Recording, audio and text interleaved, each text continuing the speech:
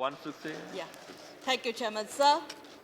I'm very happy that this House has taken up the discussions on the Ministry of Women and Child Development. Good. Sir, first of all, I must congratulate Manika ji for her assuming the charge of the Women and Child Development. I hope under her stewardship, the ministry performs better for the upliftment of women and children in this country, beside her relentless effort to protect of domestic wildlife animals for the last few decades. Chairman, sir, the growing incidents of violence against women in the country have cast a dark shadow of our liberal and progressive credentials. And I believe this ministry is having a great responsibility towards empowerment and protection of women and children in the country. Chairman, sir, at the beginning, I expressed my disappointment with this year's budgetary allocation for the women and child development, particularly fund allocated to the Nirbhaya Fund. We are all aware about the reason behind the formulation of the Nirbhaya Fund by the UPA government. In the last budget, the UPA government has generously provided 1,000 crore to Nirbhaya Fund to emphasize and support those initiatives and efforts that have been taken by the various government agencies as well as non-profit organizations for empowering and protection of women in the country. But in this year's budget, the relevant amount embarked on the Nirbhaya Fund has been missing, or I can say, not very, very clear. So, women in the Northeast, by tradition and social custom, enjoy more freedom than other counterparts in the women in the rest of the country. The scenario in the Northeast in the relation infanticide, dowry, and other caste-based social evils are far less than compared to the women in other parts of the countries.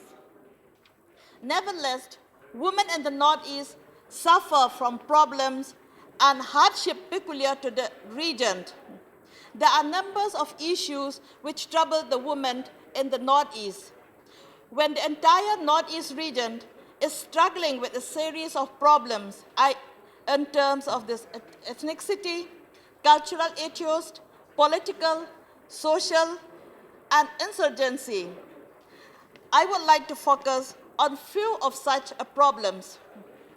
Chairman, sir, tea plantation, first of all, in the Northeast is the highest number of women as a labor.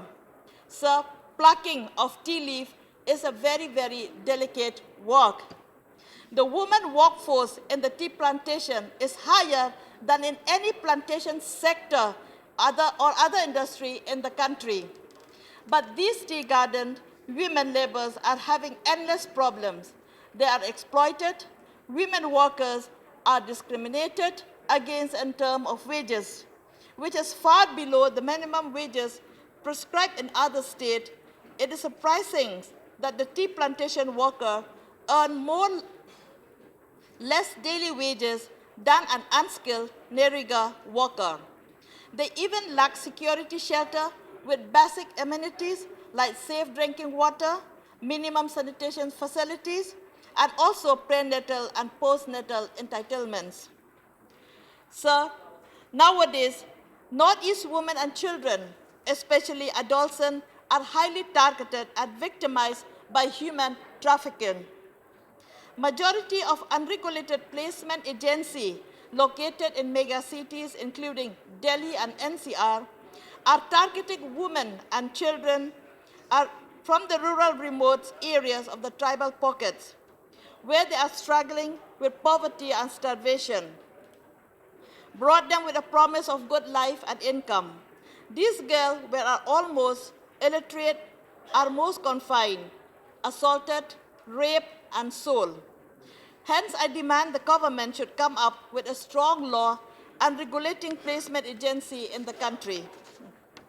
Sir, I want to highlight the matter of growing instances of witch hunting. In the Northeast, this superstitious practice that leads to the persecution and death of number of women and children every year, mostly single women and the widows, become target at this least talk about violence on women. And even in some cases, the entire family has been targeted and killed. There is an urgent need to take strict measures to prevent such inhuman acts and to protect these innocent women branded as witches. And also an anti-witch hunting act, it must be enacted in the country to protect women who are humiliated, persecuted, just because of the superstitions.